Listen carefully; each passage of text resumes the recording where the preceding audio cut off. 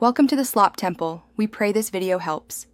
You begin by confirming software and cutting immediate drains.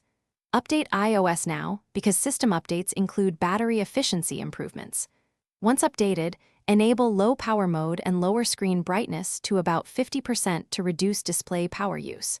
Turn off Bluetooth, Wi-Fi, and AirDrop when not needed.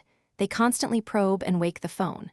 Make sure background app refresh is off for non-essential apps. These first steps stop wasteful activity, so the phone stabilizes on a lower baseline consumption.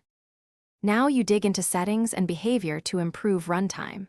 Open battery usage to identify apps draining energy and restrict or uninstall the worst offenders.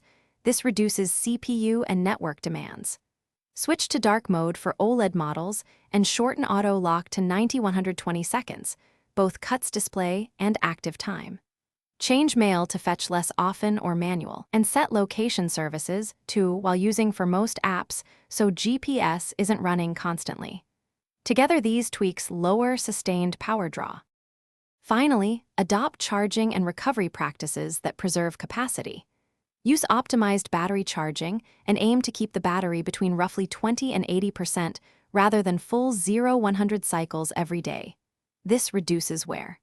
Always use original or certified chargers and avoid charging in very hot or cold environments because temperature stresses the battery. If you still see fast drain, look for a rogue app in battery settings, restart or reset settings, and if health shows degraded capacity, consider. Thanks for watching. Consider subscribing if we helped you.